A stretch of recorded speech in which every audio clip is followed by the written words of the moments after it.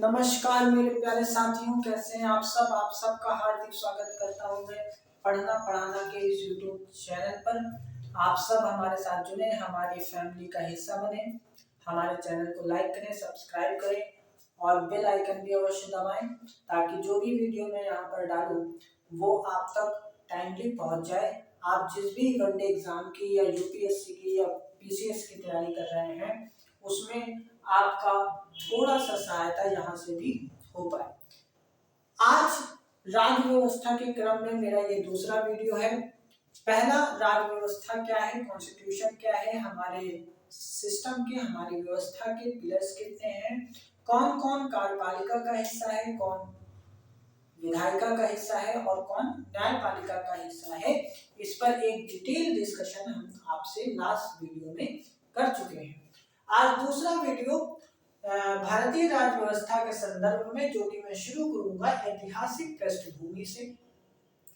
ऐतिहासिक पृष्ठभूमि का मतलब ये है कि जब हमारा संविधान लागू हुआ, यानी आफ्टर इंडिपेंडेंस, जब हमारे पास हमारा अपना संविधान था, तो उस 1947 के बाद हम अपने संविधान के आधार पर गवर्न होने लगे, शासित होने लगे। स्वतंत्रता से पहले ये जो भारतीय क्षेत्र था, ये किस तरह शासित होता था, तो वो कौन सी परिस्थितियां थी जिन्होंने हमें एहसास दिलाया, जो 150-200 साल जिस तरह से हम पर शासन हुआ, उस शासन ने हमें ये एहसास कराने पे मजबूर किया कि हमारे पास अपना संविधान होना चाहिए। आज के वीडियो में शायद हम उन्हीं परिस्थितियों को महसूस करने की कोशिश करेंगे। 1947 के पहले का वो दौर जिसमें भारतीय क्षेत्र शासित होता रहा, तो जिन अधिनियमों के अंतर्गत वो हमारा भारतीय क्षेत्र शासित होता रहा, जो लोग इस पर शासन करते रहे, वो किस तरह से हमारे क्षेत्र पर शासन करते थे, किन नियमों या किन रूल्स के द्वारा हमारे क्षेत्र पर शासन करते थे, इसके बारे में हम लोग आज उन परिस्थितियों को महसूस करने का प्रयास इस सीरीज में हम लोग करेंगे। ऐतिहासिक पृष्ठभूमि इसलिए मैंने इसको नाम दिया है क्योंकि 1947 के पहले अगर आप देखो तो भारत का जो शासन है वो कुछ एक्ट के द्वारा, कुछ अधिनियम के द्वारा शासित होता रहा।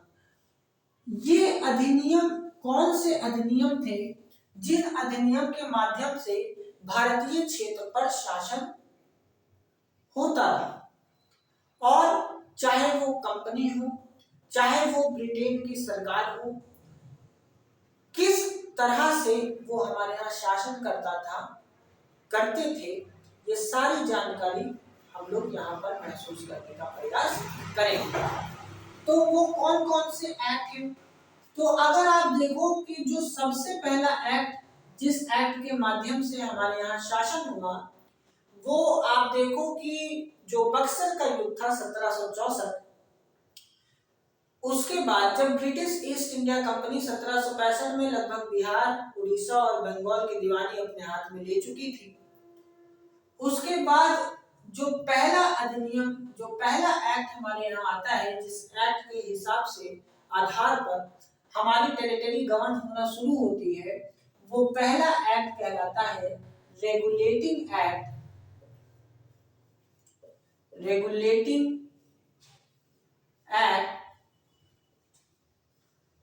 1773, यानी रेगुलेटिंग एक्ट 1773। और इसी क्रम में जो दूसरा एक्ट हमारे यहाँ आता है, वो कौन सा है, इसके बाद जो हम लोग पढ़ेंगे वो है पिट्स इंडिया एक्ट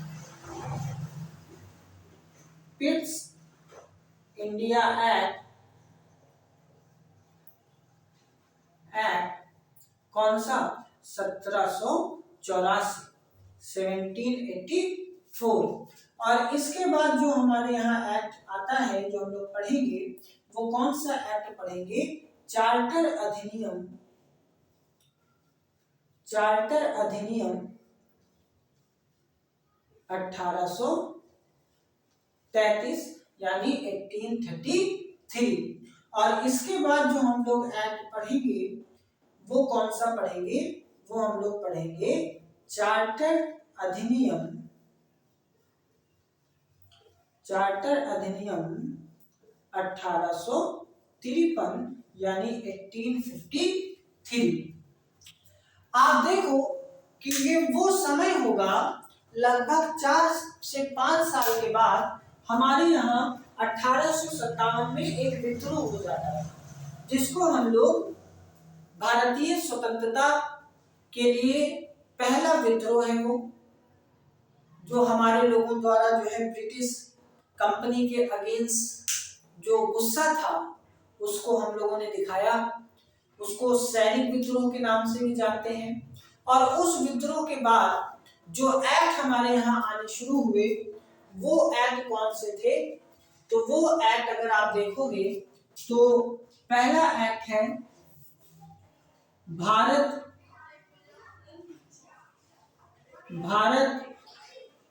शासन अधिनियम, भारत शासन अधिनियम 1858।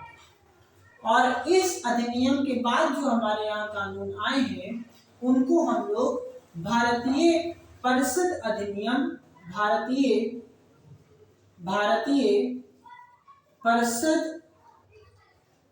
परिषद अधिनियम के नामों से जानते हैं। और ये परिषदीय जो अधिनियम थे ये कब कब हमारे यहाँ आए?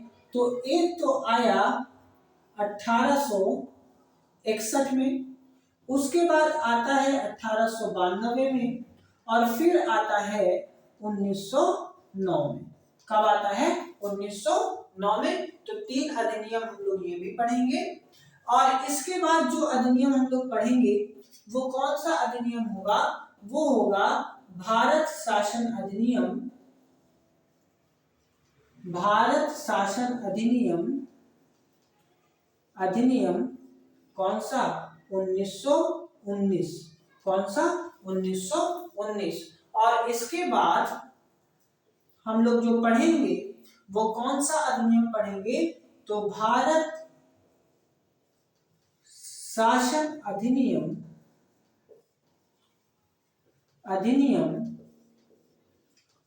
1935। और इसके बाद हम लोग जो अधिनियम पढ़ेंगे वो होगा भारतीय स्वतंत्रता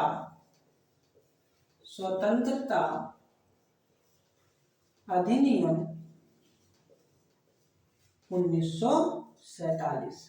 यानी ये वो अधिनियम है जो 1947 से पहले जिन रूल्स या जिन अधिनियमों के माध्यम से भारत की टेरिटरी पर शासन होता रहा।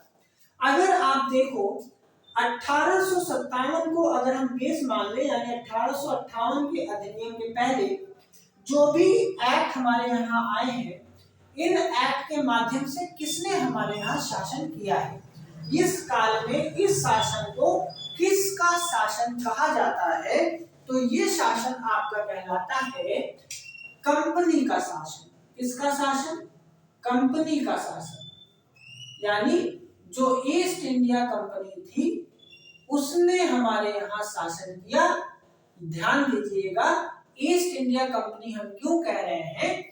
क्योंकि ईस्ट इंडिया कंपनी व्यापार के उद्देश्य से गठित हुई 1600 में एलिजाबेथ के चार्टर के द्वारा लंदन ब्रिटेन में, जिसका उद्देश्य क्या था? व्यापार करना। और वो कंपनी जो ट्रेड करती है, जो व्यापार करती है, वो किसी क्षेत्र में जा करके व्यापार के साथ साथ वहां के राजनीतिक, आर्थिक, सैनिक, सैन्य सारे मामले अपने हाथों में लेकर के वहां पर सत्ताधीश हो जाती है, यानी वहां के लोगों पर शासन करने लग जाती है। तो अगर कोई व्यापार करने वाली कंपनी किसी क्षेत्र में जाकर के शासन करने लग जाए तो उस कंपनी का शासन कब तक माना जाता है? तो कंपनी का शासन जो माना जाता है वो इन एक्ट्स के यानी 1858 के एक्ट के पहले का जो काल रहा उस काल में जो शासन माना जाता है वो कंपनी का शासन माना जाता है। और चूंकि भारत शासन अधिनियम 1858 आया ही इस बात से था कि ये भारत शासन को अच्छा बनाने वाला अधिनियम है, क्योंकि भारत का शासन महारानी एलिजाबेथ ने सीधे अपने हाथों में ले लिया था। जब यहाँ पर विद्रोह हुआ तो एलिजाबेथ यानी ब्रिटेन की सरकार ये कह रही है कि हमें नहीं पता था कि जिस कंपनी को हमने व्यापार करने भेजा है वो आपके यहाँ राजनीतिक या सैनिक या सैन्य मामले, नागरिक मामले भी अपने हाथों में ले चुकी है। तो अगर ऐसी बात है तो आपके यहाँ शासन आप सीधे हम करेंगे, यानी सीधा जो शासन है वो ब्रिटेन की ताज के अधीन चला गया। इसलिए इस टाइम पीरियड को यानी 1858 से 1947 का जो टाइम पीरियड रहा है यहाँ पर किसका शासन माना जाता है? तो ये ताज का शासन माना जाता है। किसका शासन माना जाता है? ताज का शासन माना जाता है। तो ताज के शासन में आने वाले अधिनियम कौन कौन से हैं? ताज के शासन के काल में आने वाले अधिनियम कौन कौन से हैं? भारत शासन अधिनियम 1858, भारतीय परिषद अधिनियम जितने भी आए कौन कौन से? 1861 का भारतीय परिषद अधिनियम, 1892 का भारतीय परिषद अधिनियम, 1909 का जिसको मिंटो मार्ले या मार्ले मिंटो 1909 एक्ट भी इसी क्रम में आता है। उसके बाद मॉन्टेग्यू चेम्सफोर्ड 1919 में जिसको भारत शासन अधिनियम 1919 के रूप में हमारे यहाँ देखने को मिलता है। इसके बाद भारत शासन अधिनियम 1935 आता है जिसको मिनी कॉन्स्टिट्यूशन के नाम से भी जाना गया था। और इसके बाद भारतीय स्वतंत्रता अधिनियम 1947 आ जाता है और हम अपना संविधान भी यहाँ पर बनाना शुरू कर चुके हैं।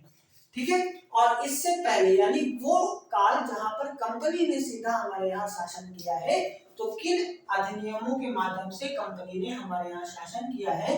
तो regulating act 1773, Pitt's India act 1784। अच्छा, एक 81 में भी एक्ट आया है जिसको एक्ट ऑफ सेटलमेंट के नाम से जाना गया। ये एक्ट ऑफ सेटलमेंट कुछ खास नहीं था, ये जो रेगुलेटिंग एक्ट में थोड़ी बहुत सी कमियां थी उसी को थोड़ा संशोधित करते हुए, उसी को थोड़ा अमेंड करते हुए जो एक्ट ऑफ सेटलमेंट 1781 में पारित हुआ था। खैर, उसके बाद पिट्स इंडिया एक्ट जो हम लोग पढ़ेंगे 1784 का, और उसके बाद चार्टर अधिनियम 1833 और उसके बाद चार्टर अधिनियम 1853 हम लोग यहाँ पर देखेंगे। ठीक है, तो ये वो अधिनियम है जो एक एक करके हम लोग इस सीरीज में पढ़ने की कोशिश करेंगे। आज का जो वीडियो है इसमें हम कोशिश ये करेंगे कि ये रेगुलेटिंग एक्ट को हम लोग अच्छे से आज समझ लेते हैं। यानी भारत का जब शासन करना शुरू करती है कौन? ईस्ट इंडिया कंपनी, तो वो कौन सा कानून था जिस कानून के माध्यम से ये कंपनी हमारे यहाँ शासन करना शुरू करती है? तो पहला एक्ट हम लोग आज देखेंगे कौन सा? Regulating act 1773। यहाँ तक बात क्लियर है? कोई भी आपको समस्या होगी आप कमेंट बॉक्स में कमेंट कर दीजिएगा। कोई प्रॉब्लम आ रही होगी, कुछ समझ नहीं आ रहा होगा, जो भी आपको चाहिए होगा आप कमेंट बॉक्स में जो है कमेंट कर दीजिएगा। मैं आपका कमेंट पढ़ते हुए आपकी समस्या का समाधान करने का प्रयास करूंगा। ठीक है, आइए तो आज हम लोग देखेंगे रेगुलेटिंग एक्ट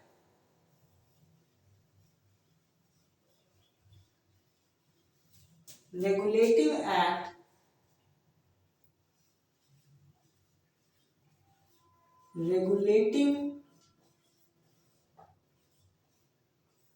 एक्ट कौन सा? 1774।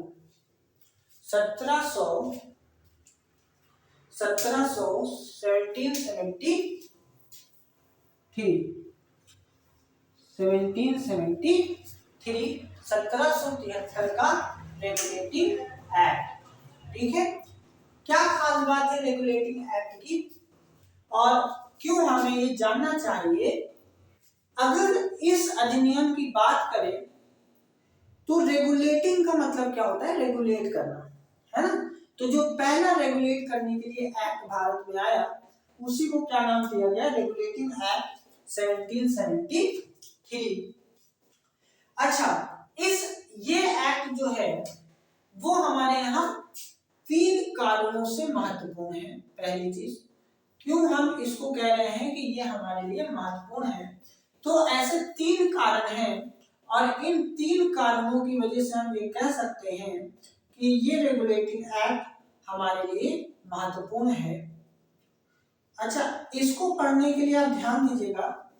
आप ये ना समझिएगा कि हम वर्तमान समय के हिसाब से कोई बात कर रहे हैं। इसका मतलब ये है कि हम 1718 के डिकेड में 18 सेंचुरी के आसपास हम लोग ये लाइफ जी रहे हैं, ठीक है। तो उस समय को याद करते हुए इसको समझने का प्रयास करिएगा, ठीक है। महत्वपूर्ण ये इसलिए है क्योंकि कंपनी जो 1603, 1608, 1611 में जो है अपनी फैक्ट्री 1600 में बनती है, 3 में आती है, 8 में और 11 और 12 उधर 13 में अपनी कंपनी स्थापित करती है और भारत में व्यापार करना शुरू करती है।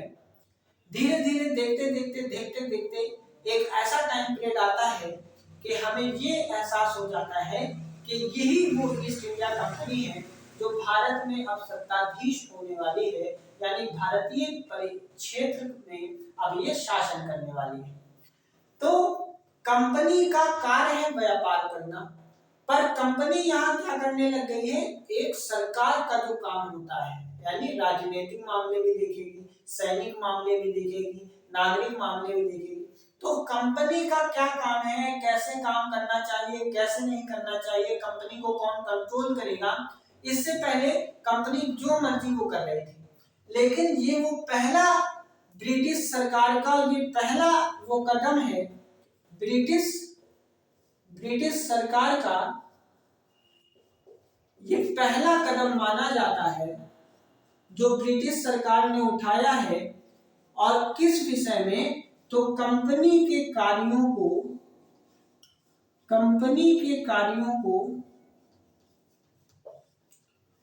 को नियंत्रित और नियमित करने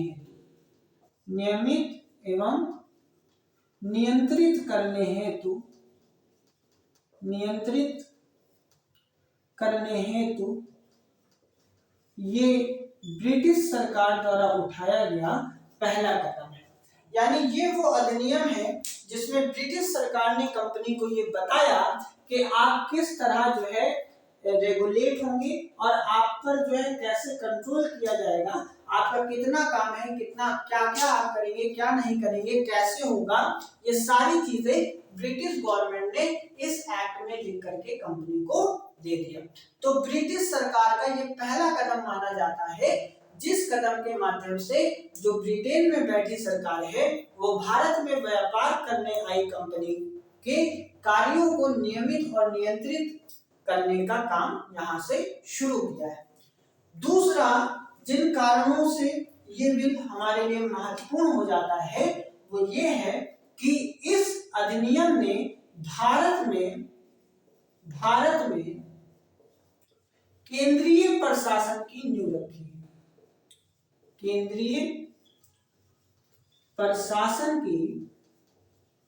भारत में केंद्रीय प्रशासन की नींव जो रखी गई वो इसी अधिनियम के माध्यम से रखी गई है। और इसको अभी हम लोग डिटेल में देखेंगे कि क्यों हम कह रहे हैं कि भारत में केंद्रीय यानी सेंट्रलाइज गवर्नमेंट का कॉन्सेप्ट, सेंट्रल एडमिनिस्ट्रेशन का जो है शुभारंभ इसी एक्ट के द्वारा जो है हमारे यहाँ जो उसका जो न्यू है वो इसी एक्ट के माध्यम से हमारे यहाँ पड़ी। क्लियर है? और तीसरा जो बहुत महत्वपूर्ण है वो ये है कि जो कंपनी हमारे यहाँ व्यापार करने आई है उसको अब राजनैतिक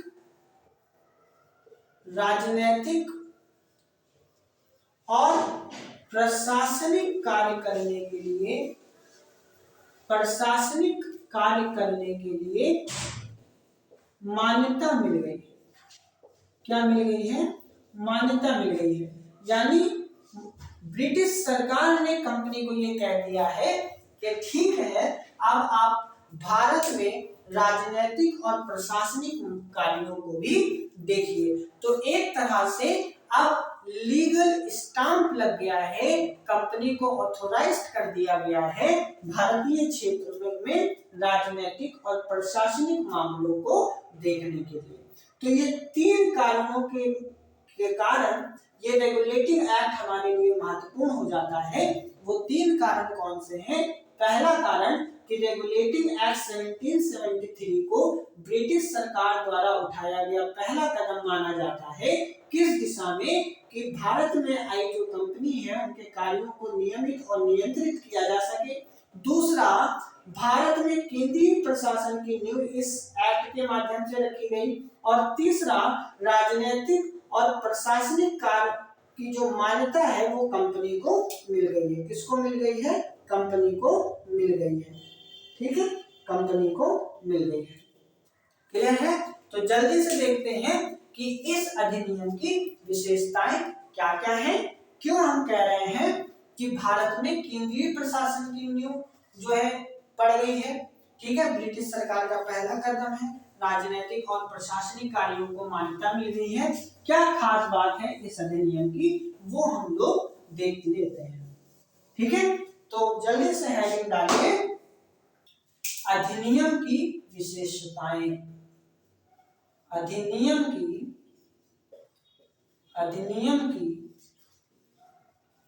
विशेषताएं। इस अधिनियम की विशेषताएं क्या क्या हैं, क्या प्रोविजन इस अधिनियम में किया गया, ये हम लोग यहाँ पर देखने की कोशिश करेंगे। तो जो पहली विशेषता है इस अधिनियम की, वो सबसे पहले तो यही है कि यहाँ पर अगर आप भारत को देखोगे तो भारत में उस समय पर 3 प्रेसिडेंसीज होती थी, एक मद्रास में, एक बॉम्बे में और एक कलकत्ता में। यानी ब्रिटिश भारत की जो कंपनी की, ईस्ट इंडिया कंपनी की जो भारत में प्रेसिडेंसीज थी वो कितनी? 3। कौन कौन से? मद्रास, बॉम्बे और बंगाल। बॉम्बे में अपना गवर्नर जनरल बैठता था, मद्रास में अपना गवर्नर बैठता था और बंगाल में अपना गवर्नर बैठता था। ये तीनों गवर्नर अपने अपने क्षेत्र के लिए स्वतंत्र रूप से कार्य करते थे। क्षेत्र की जो भी समस्या होती है उन सबको देखने का काम किसका है? वो इन गवर्नरों का है। इनके क्षेत्र में निपटान के लिए प्रत्येक गवर्नर अपने क्षेत्र में निर्णय लेने के लिए स्वतंत्र है। पर ये जो रेगुलेटिंग एक्ट था, सबसे खास बात इसमें ये हुई कि इसमें जो बंगाल का गवर्नर था, बंगाल में जो गवर्नर हुआ करता था, गवर्नर पद हुआ करता था, इस पद का नाम बदल दिया और बदल करके क्या रखा? इस बंगाल के गवर्नर पद का नाम बदल करके गवर्नर जनरल कर दिया गया। क्या कर दिया गया? गवर्नर जनरल कर दिया गया। यानी जो बंगाल का गवर्नर हुआ करता था, आप उसको गवर्नर नहीं कहेंगे बल्कि बंगाल का गवर्नर जनरल कहेंगे। बंगाल का गवर्नर जनरल पद कहेंगे। ठीक है, अब ये पद का नाम बदल गया और पद का नाम बदल करके क्या हो गया? बंगाल का गवर्नर हो गया। यानी ये जो बंगाल का गवर्नर का पद था, इस पद का नाम बदल दिया गया और अब इसको क्या कहा जाएगा? बंगाल का गवर्नर जनरल। पहले क्या कहा जाता था? सिर्फ बंगाल का गवर्नर कहा जाता था। ठीक है, दूसरी खास बात कि पहले ये तीनों प्रेसिडेंसीज के गवर्नर जो है अलग अलग स्वतंत्र रूप से काम करते थे। क्या किया गया? इन गवर्नरों को इस बंगाल के गवर्नर जनरल के अधीन कर दिया गया। यानी अब अगर इन गवर्नर्स को कोई भी निर्णय लेना है तो वो इनसे पूछ के लेंगे, अगर इनको कोई कार्य करना है तो वो इनसे पूछ के लेंगे। यानी भारत में अगर कोई सबसे बड़ा पद है ब्रिटिश गवर्नमेंट का या ईस्ट इंडिया कंपनी का, वो कौन सा है? वो बंगाल का गवर्नर जनरल है। भारत में जो भी निर्णय इस बंगाल का गवर्नर जनरल लेगा वही निर्णय अब इनको भी लागू कराना पड़ेगा, या कोई भी काम ये बिना इनकी सहमति के नहीं कर पाएंगे। यानी जो मद्रास और बॉम्बे के गवर्नर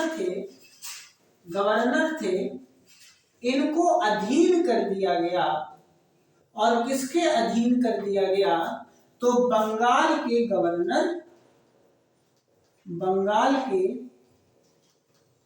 गवर्नर जनरल के अधीन कर दिया गया।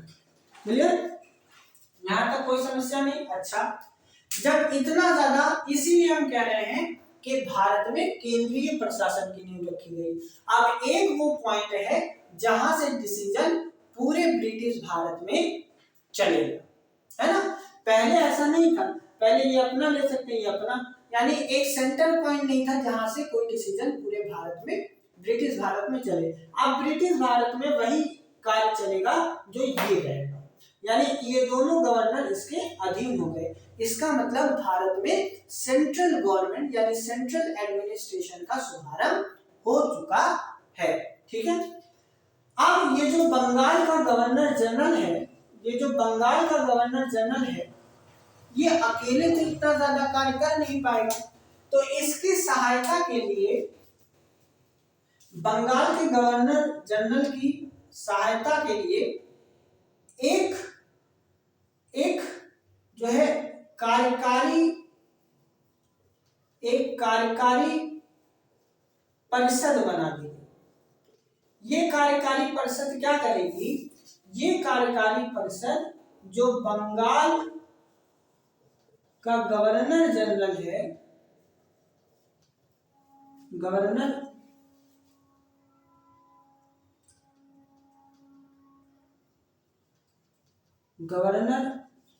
जनरल है, इस गवर्नर जनरल की ये कार्यकारी जो परिषद है ये सहायता करेगी।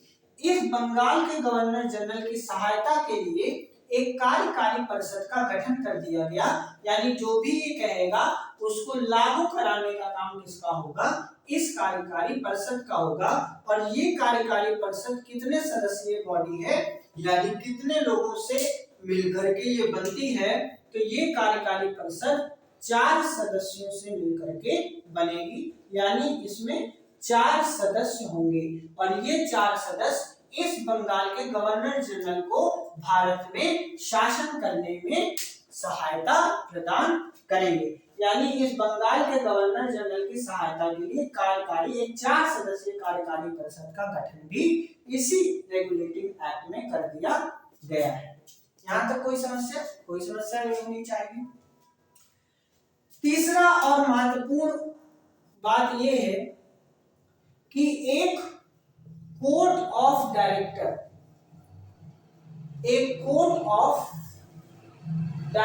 बना दिया गया।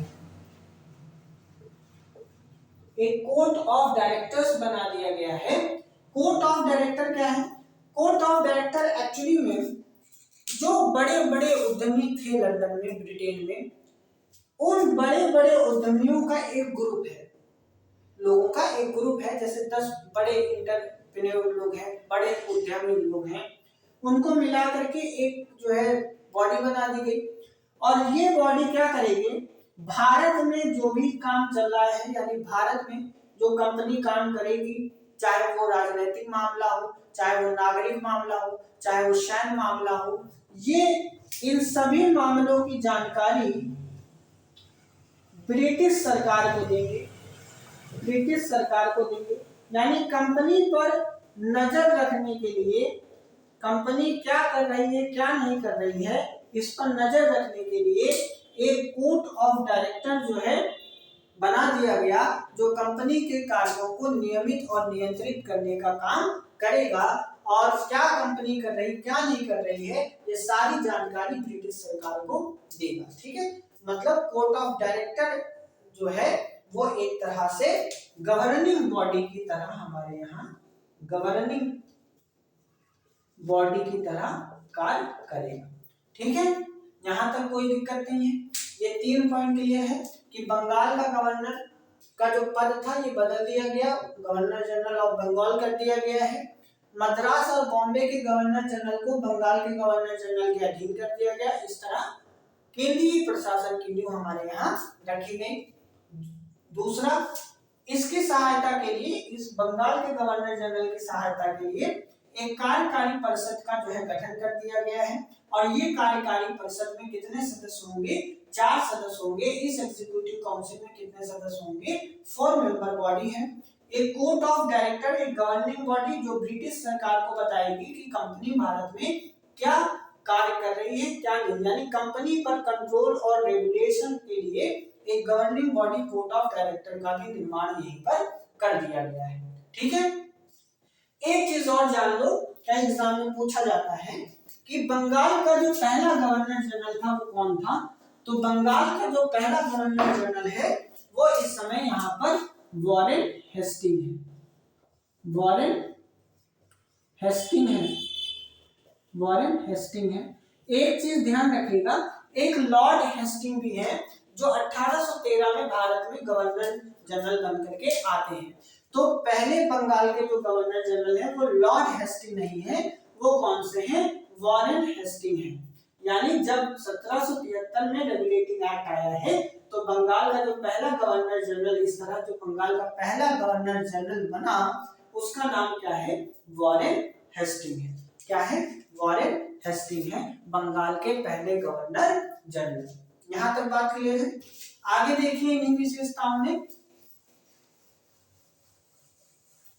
और क्या हुआ है इस एक्ट में।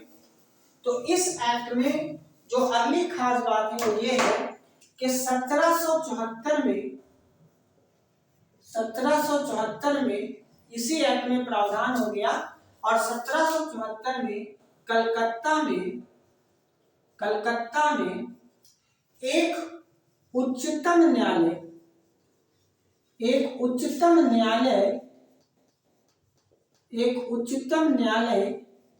की स्थापना हुई है।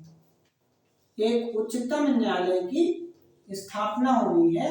किस एक्ट में प्रोविजन हुआ है? 1773 के रेगुलेटिंग एक्ट में, और 1774 में कलकत्ता में उच्चतम न्यायालय की स्थापना हो जाती है।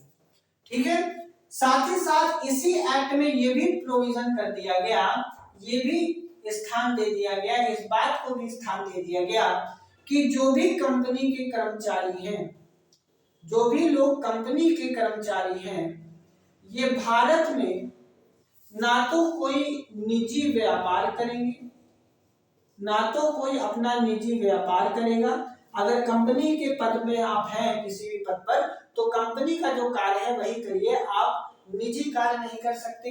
भारत के लोगों से आप कोई उपहार नहीं ले सकते। क्लियर है बात? भारत के लोगों से आप रिश्वत नहीं ले सकते। ये सारी चीजों को क्या कर दिया गया? प्रतिबंधित कर दिया गया है। क्या कर दिया गया है? प्रतिबंधित कर दिया गया है। और यहीं पर देख लीजिए, अगर ये सवाल बन जाए कि 1774 में स्थापित हुए उच्चतम न्यायालय में कितने मेंबर की ये बॉडी थी, इसका जो संरचना थी वो कैसी थी, तो ध्यान दीजिएगा, इसमें इस उच्चतम न्यायालय में एक जो है मुख्य न्यायाधीश होगा,